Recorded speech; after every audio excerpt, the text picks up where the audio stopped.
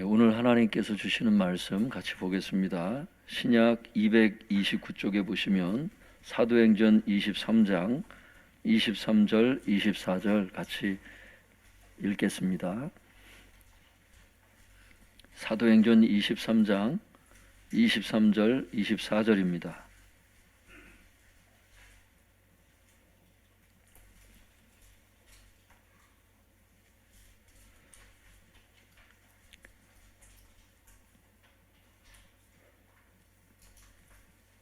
사도행전 23장 23절 24절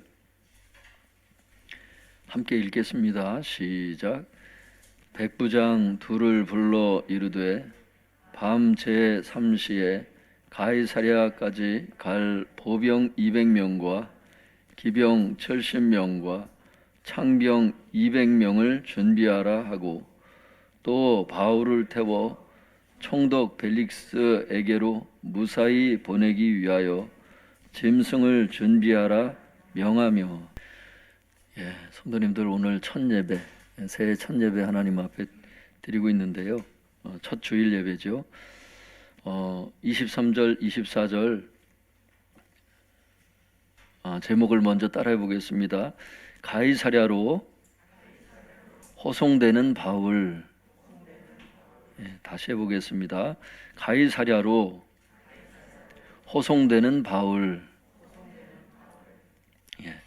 예루살렘에 있다가 가이사랴라고 하는 총독이 있는 그 관저가 있는 곳으로 이제 호송받고 이제 가는 그런 과정을 오늘 우리가 보겠는데요. 23절 24절 먼저 읽어보도록 하겠습니다. 시작. 백부장 둘을 불러 이르되 밤 제3시에 가이사랴까지 갈 보병 200명과 기병 70명과 창병 200명을 준비하라 하고 또 바울을 태워 총독 벨릭스에게로 무사히 보내기 위하여 짐승을 준비하라 명하며.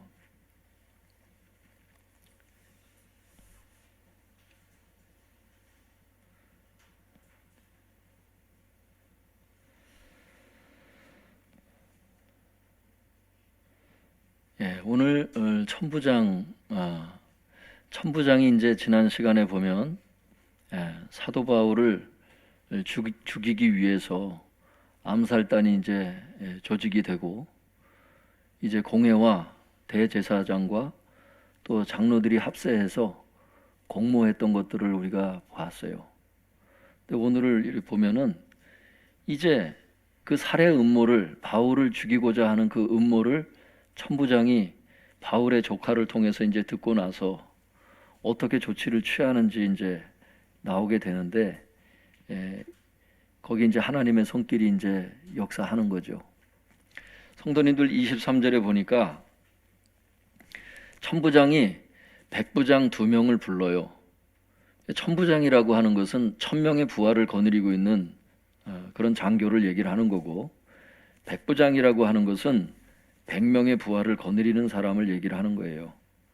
그러니까 우리나라 사람들 백부장 정도면 대위 정도 계급이 되면 부하가 한 100명 되죠. 현재 보병에서 보면 그 정도 됩니다. 그 정도 이제 장교의 직급인데, 이제 백부장 2명을 불러요.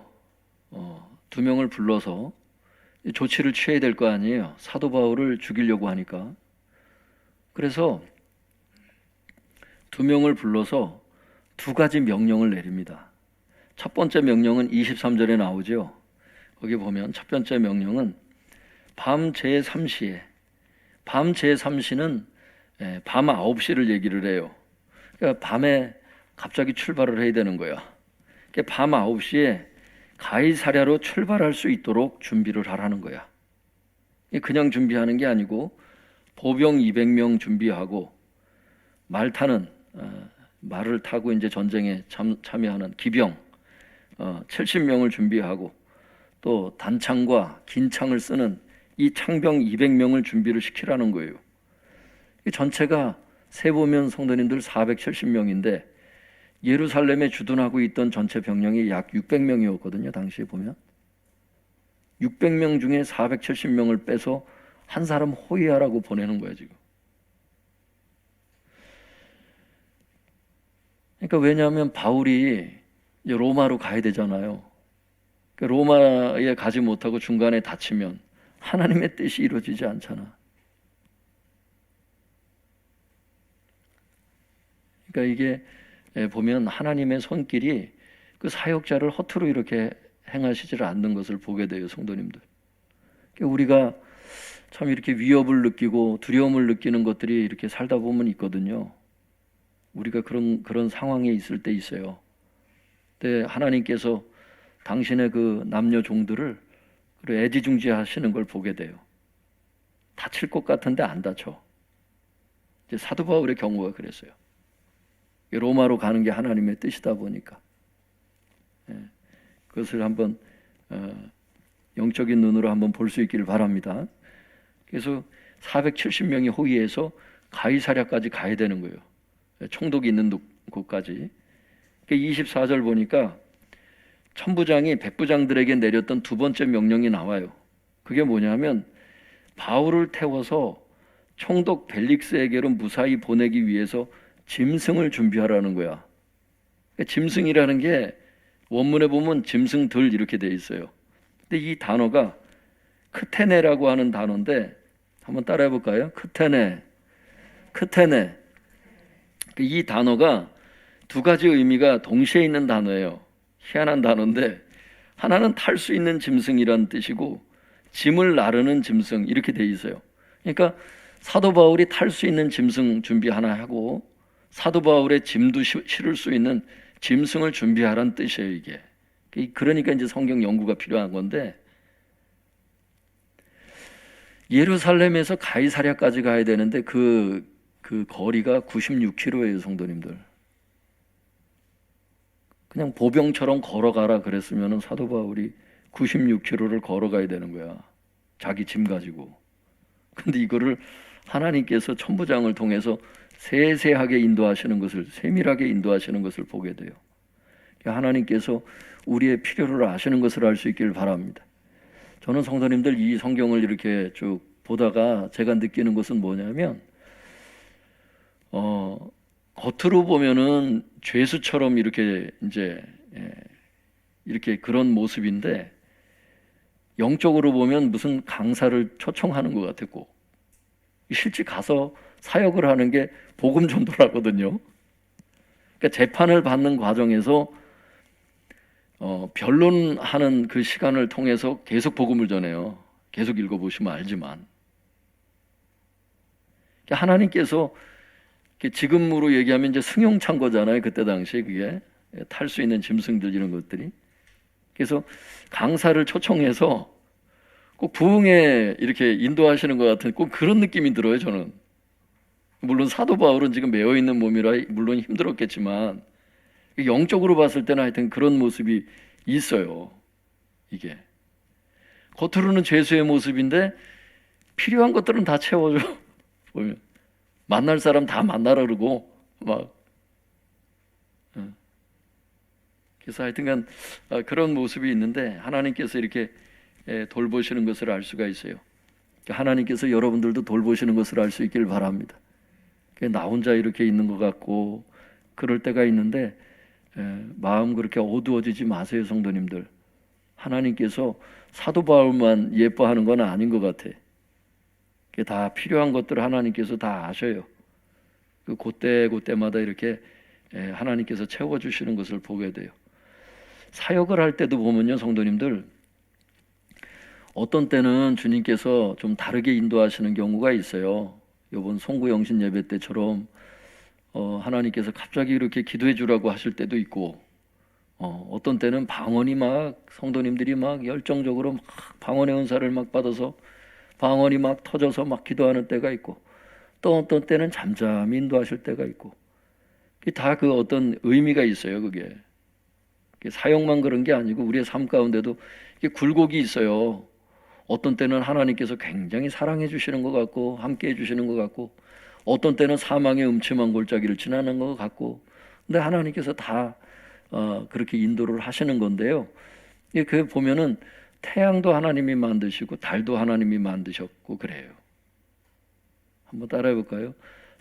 태양도 하나님이 만드셨고 달도 하나님이 만드셨다. 낮과 같은 때가 있고 밤과 같은 때가 있고 그래요. 영혼의 밤이 있잖아요. 낮이 있고 그래요. 근데 그게 다 조화를 이루어요. 그게 있어야 돼요. 이따가 보면 알지만 우리가 이해할 수 있는 대로 꼭 인도하시는 건 아니에요. 하나님께서. 그걸 하나님이 조절하세요. 저는 부탁드리고 싶은 것은 그냥 흘러가라고 말씀드리고 싶어요.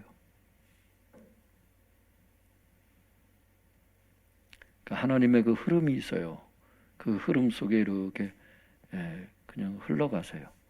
그러면 사람이 만들어지고 사람이 길러지고 변화가 있고 그래요. 25절에서 30절 한번 같이 읽어볼까요? 25절에서 30절 시작. 또 이 아래와 같이 편지하니 일러스되 글라우디오 루시아는 총독 벨릭스 각하께 문안하나이다. 이 사람이 유대인들에게 잡혀 죽게 된 것을 내가 로마 사람인 줄 들어 알고 군대를 거느리고 가서 구원하여다가 유대인들이 무슨 일로 그를 고발하는지 알고자 하여 그들의 공회로 데리고 내려갔더니 고발하는 것이 그들의 율법 문제에 관한 것뿐이요 한 가지도 죽이거나 결박할 사유가 없음을 발견하였나이다. 그러나 이 사람을 해하려는 관계가 있다고 누가 내게 알려주기로 곧 당신께로 보내며 또 고발하는 사람들도 당신 앞에서 그에 대하여 말하라 하였나이다 하였더라. 그러니까 백부장 둘을 불러서 두 가지 명령을 하는 것 외에도 편지를 붙였어요. 편지를 가지고 가라. 총독 벨릭스에게. 그래서 이 천부장이 편지를 동봉해서 이제 보내게 되는데 그 편지 내용이 26절서부터 30절 내용이 그 편지 내용이 있지요. 그 중에 두 가지 주요 내용만 좀 보면 그 천부장의 이름이 나오죠. 우리가 계속해서 나누었던 그 천부장의 이름이 26절에 나와요. 누가 누구에게 편지를 썼다는 그게 나오잖아요. 거기에 보면 글라우디오 루시아라고 하는 이름이 천부장의 이름이에요. 사도 바울을 건지고 끝까지 책임졌던 그 천부장의 이름이 글라우디오 루시아, 그렇게 이름이 되고요. 29절에 보면 자기의 견해를 써서 이제 총독에게 보내는 거예요. 자기가 조사를 해볼 땐 사도 바울은 어떤 사람이냐? 29절에 보니까 고발하는 것이 그들의 율법 문제에 관한 것뿐이고 한 가지도 죽이거나 결박할 사유가 없음을 발견하였나이다. 한마디로 얘기하면 제가 볼 때는 바울은 죄가 없습니다. 그걸 얘기를 하는 거예요. 성도님들, 이것은 사도행전 18장 15절에서 우리가 먼저 봤지요. 거기 보면 갈리오 총독이라는 사람이 벌써 그렇게 벌써 그때 재판이 벌써 끝난 상태였어. 사실은 갈리오 총독이 기독교는 합당한 종교고 바울 또한 죄인이 아니다, 죄가 없다, 이미 판결이 났던 사항인데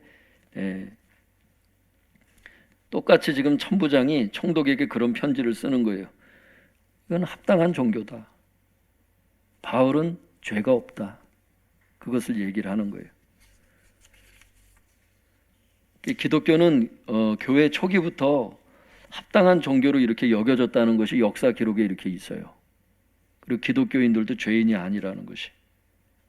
이 말은 복음을 기쁘게 받아들이라는 거예요.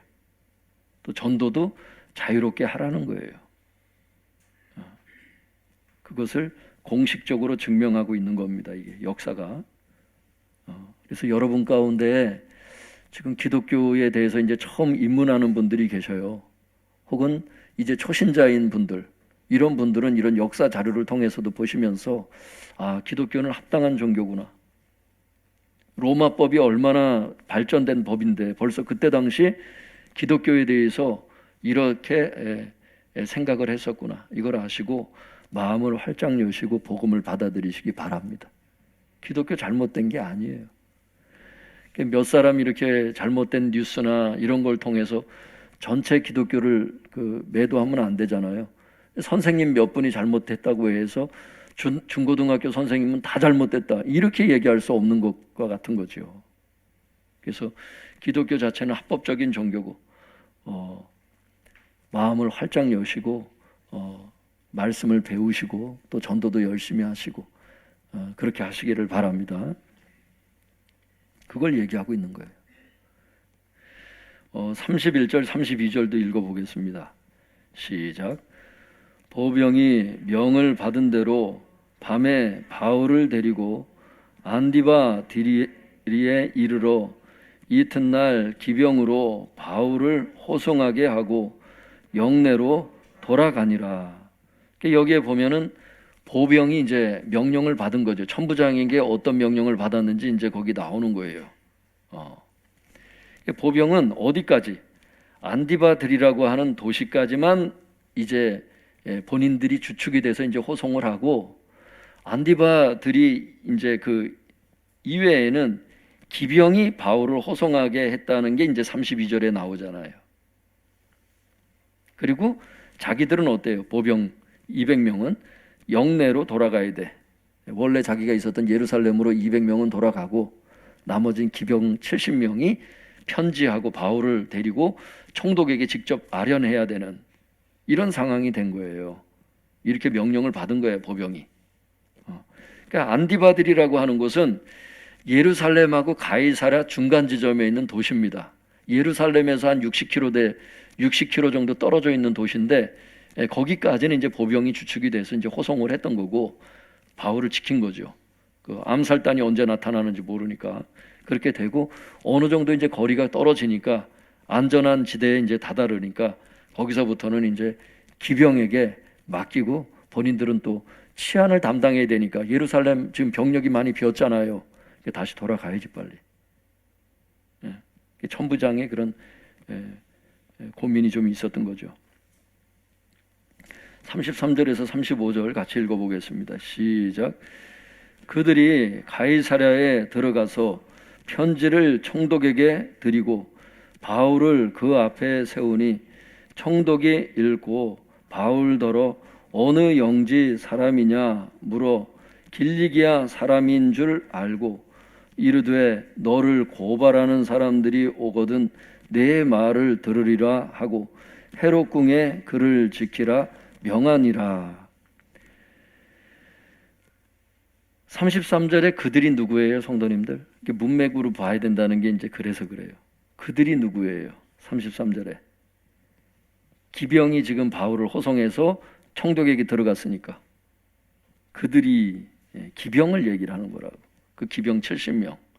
그 사람들이 가이사라에 도착을 했다는 거예요. 33절에 보면. 그 도착을 해서 총독에게 편지를 전달해 주고, 편지 누가 썼지요? 천부장이 썼죠. 그거 전달을 해줘야 되잖아요. 그리고 바울을 그 총독 앞에 세운 거예요. 그랬더니 총독이 편지 읽고서요, 바울에게 이렇게 물어봐요. 너는 어느 지방 출신이냐? 이렇게 물어요. 어느 지방 출신이야? 물어봐요. 그걸 왜 물어봤냐면 그때 당시 그 재판을 받을 때 자기가 속한 지방에 가가지고 그 재판을 받았거든요. 이 필요한 질문이었어요, 총독 입장에서는. 그러니까 이제 그 사도 바울이 이제 대답을 했겠죠. 길리기아 출신이라고 얘기를 하니까 총독이 보니까 길리기아는 자기가 관할하는 지역이거든요. 그러니까 35절에 그렇게 얘기를 하는 거예요. 너를 고발하는 사람들이 오거든 그때 네 변론을 들어보겠다고. 자기가 직접 재판하겠다, 그 뜻입니다.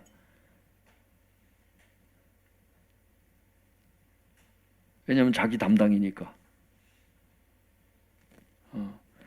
그렇게 얘기를 했는데, 여러분 겉으로 보면은 이게 그냥 이렇게 흘러갔구나 하고 그냥 역사 얘기 그냥 이렇게 듣는 것 같은데, 이제 조금 더 계속 읽어보면 성도님들, 이게 사도행전을 계속 읽어보잖아요. 그럼 어떻게 되냐면 이 벨릭스 총독이 이때를 계기로 해서 바울로부터 그 복음을 들어요. 얼마 동안을? 2년 동안을.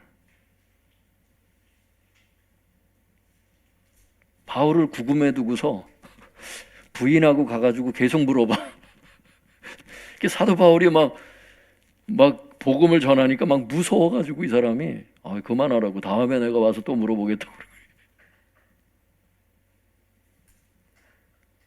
이 겉으로 보면 그냥 이렇게 사도 바울이 결박당해서 끌려가고 고난을 당하는 것 같은데, 그런 총독에게 복음을 전해야 하는 한 가지 방법이, 사도 바울이 그렇게 구금돼 가지고 복음을 전하게끔 하는 게, 그게 하나님의 방법이었어요, 여러분.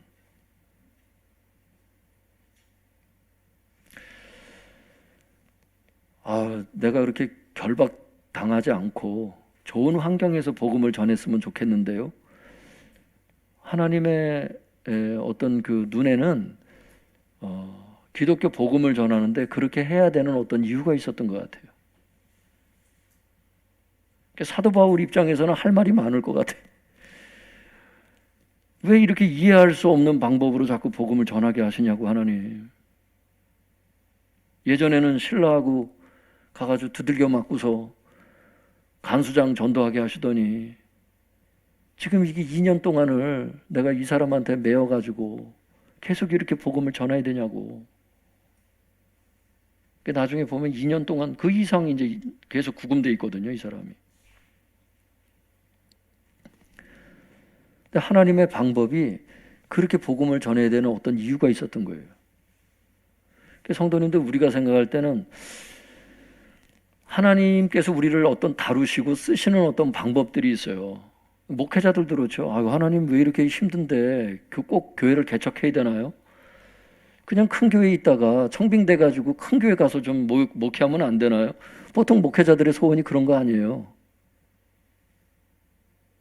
아닌 분들도 많이 있겠지만, 성도님들 가운데도 여러분 가족들 중에 목회자가 있고 그러면 그렇게 하길 원하잖아요, 실제로. 근데 하나님의 방법을 보면 꼭 그렇게 가지는 않잖아. 그렇게 하시는 분들도 있겠지만 꼭 그 정답이 하나님의 어떤 그 뜻에 있는 것이지 인간이 정한 정답이 아니에요, 성도님들. 그 모든 사람이 인생을 똑같이 다 걸어가는 것도 아니고 하나님이 정하셔요. 근데 우리가 언제 불평, 원망이 나와요? 내가 원하는 대로 인도를 안 하면 화가 나요.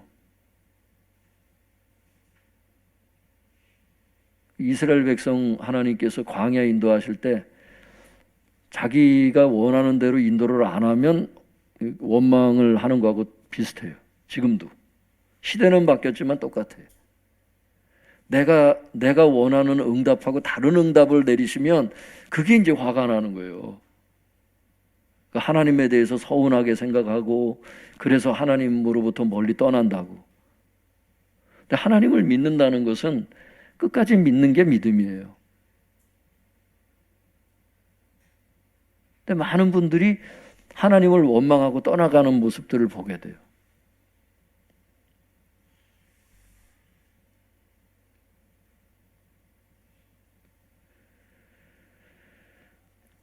근데 하나님을 내 주머니 속에 넣고 살 수는 없어요, 성도님들.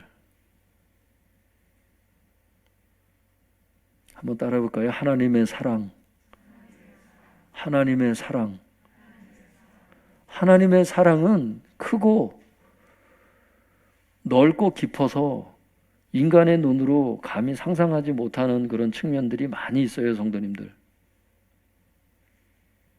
하나님께서 사도 바울을 사랑하셨죠. 근데 하나님께서 이 방법을 인도하셔요. 사실 성도님들, 오늘 이 말씀을 보면요, 이 말씀이 다 사도행전 23장 11절에 다 걸려 있거든요, 사실. 그 말씀 하신 다음에 이게 계속 이어지는 거거든요. 그 23장 11절 다시 한번 같이 읽어볼까요? 시작. 그날 밤에 주께서 바울 곁에 서서 이르시되 담대하라, 내가 예루살렘에서 나의 일을 증언한 것 같이 로마에서도 증언하여야 하리라 하시니라.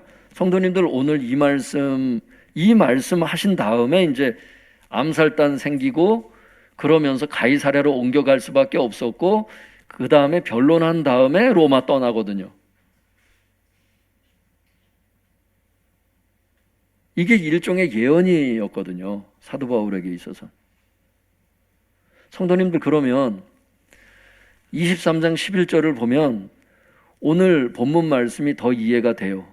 왜 예루살렘에서 가이사랴로 갈 수밖에 없었는지. 왜?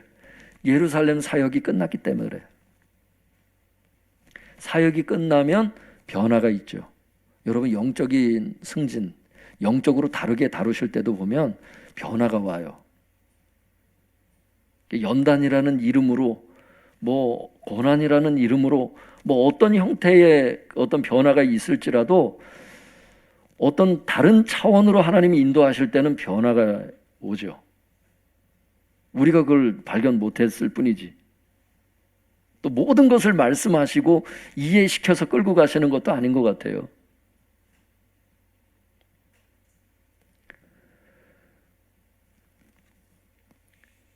예루살렘에서 복음 전도 사역이 이제 다 끝난 거예요. 이제 어딜 가야 돼요? 로마에 가가지고 이제 복음 전도 사역을 해야 되는 것을 11절에서 말씀하신 거잖아요. 거기서 증언해야 되잖아. 그러니까 하나님께서 지금 지키시고, 예루살렘에서 로마로 가는 사이에 가이사랴의 사역이 남아 있었던 거예요. 거기서 이제 재판받으면서 변론하는 과정에서 총독들에게 복음을 전하고, 그 변론을 듣고 있는 많은 사람들에게 복음을 전하고 왕에게 복음을 전하게 된다고. 죄인에게서 그 복음을 듣게 된다고. 아그리빠 왕이. 그런 비밀이 숨겨져 있었던 거예요.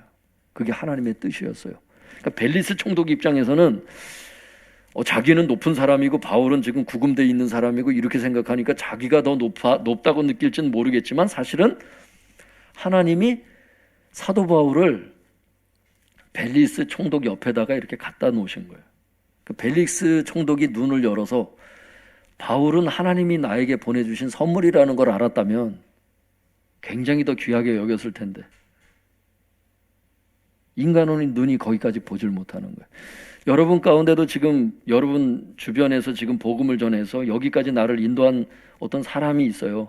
그 사람이 여러분에겐 하나님께서 보낸 천사야, 사실은. 어떤 분들은 막 소금을 뿌리기도 하고 물을 뿌리기도 하고, 이제 그만 나한테 귀찮으니까 그만 얘기하라고 이제 얘기하고 이러는 분들이 있을 수는 있는데, 벨리스 총독 입장에서는 그것이 천국 갈 수 있는 기회였다고. 인간의 눈이 열리기만 한다면, 영안이 열렸다면 굉장히 기뻐했을 텐데. 그래서 벨리스 총독이 사도 바울에게서 돈 좀 받으려고 2년 동안 있으면서 복음 열심히 듣긴 했지만 뭘 좀 받으려고 사도 바울 찾아가고 막 그런다고. 하나님께서 귀한 사람을 보내주셨는데, 신약 성경에 반 이상을 기록한 사람을 보내주셨는데도 눈이 열리지를 않으니까 감사가 없어요. 뇌물이나 받을 생각이 나고. 하나님은 귀하게 대했는데 벨리스 총독은 하나님께 그렇게 안 했어요. 여러분, 우리도 정신을 차리지 않으면 하나님이 굉장히 좋은 그 기회를 주시고 좋은 사람들을 보내주시고 했는데 자기 눈에 차지 않고 아주 낮게 보는 거예요. 낮게 평가하는 거예요. 여러분, 교회도 그래요. 교회가 지하에 있다고 해서 이게 무시할 게 아니야. 여러분, 예수님은 구유에서 나오셨어요. 마구간에서. 눈이 열린 사람들, 천사가 방문했던 그 목자들, 또 동방박사, 이런 몇 사람들은 예수님을 알아봤다고. 그런데 왕이나 당대의 어떤 그 유명한 사람들이 언제 예수님의 그 탄생을 성탄절에 와보냐고. 못 오잖아요. 거기에서 뭐가 나겠냐고. 거기에서 뭔 선한 게 나겠냐고. 그 마구간 안에서 뭐가 그렇게 선한 게 있냐고 그렇게 말하잖아요.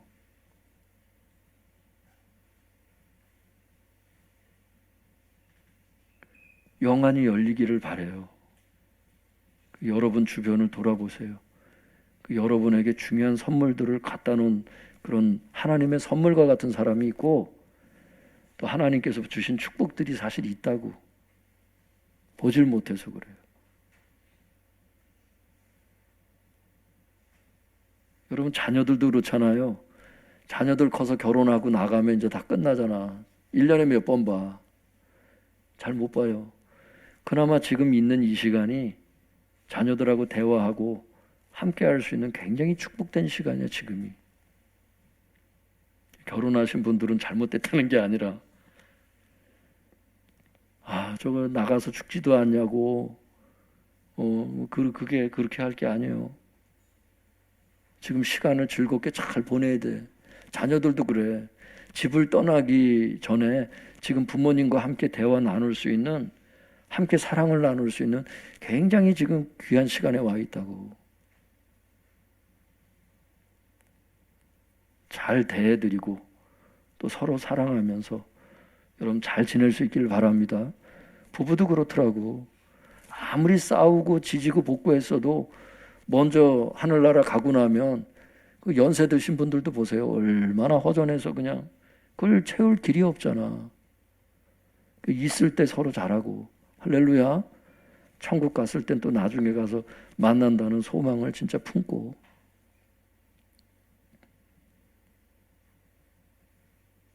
그래서 귀한 걸 볼 수 있는 눈이 때때로 우리가 잘 열리지를 않는 것 같아요.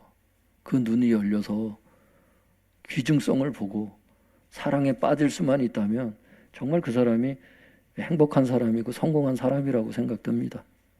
하나님은 사랑이시고 사랑이 전부니까.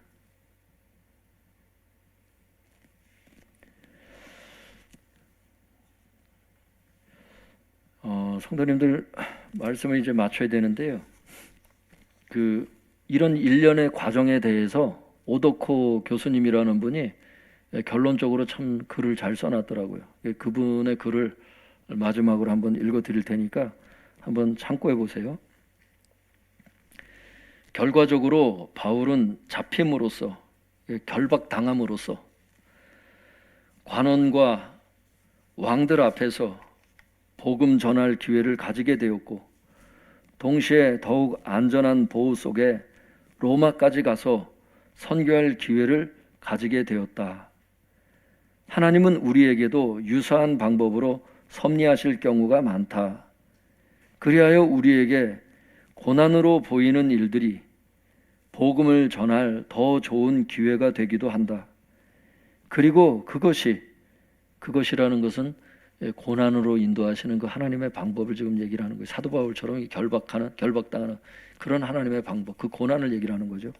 그리고 그것이 오히려 우리를 더욱 보호해주고 더 큰 축복의 길로 인도하기도 한다. 오도코 교수가 참 잘 보고 있는 것 같아요. 그래서 성도님들, 하나님께서 사도 바울 인도하실 때 결박하게 해서 하나님께서 선택한 방법이 하여튼 고난을 통해서 복음 전하게끔 하는 그건데, 하나님께서 우리의 경우에도 많은 경우에 고난을 통해서 사역하게 하시고 고난을 통해서 배우게 하시는 경우가 성경에 보면 많이 있어요. 믿음의 선진들이 그 과정들을 다 겪었던 것 같아요. 다윗도 겪었고, 그죠? 욥도 겪었고, 아브라함도 그렇죠. 다 그 과정을 이제 겪으면서 그 하나님의 방법을 수용하는 과정에서 이제 사람이 겸손해지면서 하나님이 어떤 분이신지를 배우게 되고, 그러면서 이제 경건을 배우면서 또 사역하게 되는 이제 이런 과정들을 겪게 되는 것 같아요. 그런데 분명한 거 있어요, 성도님들. 뭐냐면 두려워하지 마세요. 분명한 것은 오늘 본문이 보여주고 있는 게 뭐냐면 하나님의 방법, 우리의 머리로 이해가 안 되는 하나님의 방법이라 할지라도 하나님의 방법이 맞다면 우리를 더 보호하고 더 큰 축복이 되고 하나님의 뜻을 온전히 이루는 하나님의 방법이 된다는 거. 그건 명확하게 오늘 보여주시는 거예요. 그 사도 바울 나중에 계속 읽어보면 정말 하나님의 뜻이 이루어져요. 고난 중에 우리가 낙심하지 않고 다시 기운 내서 일어날 수 있는 게 이런 하나님의 속성 때문에 그런 것 같아. 아, 고난이 고난으로만 끝난다면 참 그것은 참 저주스러운 것 같아. 근데 고난이 고난으로 끝나는 게 아니라 많은 좋은 열매를 맺게 해주신다는 게 그게 하나님이 하시는 거예요. 육신적인 질병이나 연약함 때문에 체력이 아주 떨어져서 힘들 때 있어요, 성도님들. 그럴 때라도 나는 여기에서 이대로 끝나는 게 아니고 하나님께서 더 좋게 하실 것이다. 그런 비전을 품을 수 있기를 바랍니다. 그것을 통해서 하나님께서 일을 하실 거예요. 오늘 새해 첫 주일 예배인데요. 2022년도가 하나님께서 하여튼 좋은 열매 맺게 하시는 그런 은혜의 한 해가 될 수 있기를 바랍니다. 그렇게 하실 거예요, 하나님께서. 기도하겠습니다.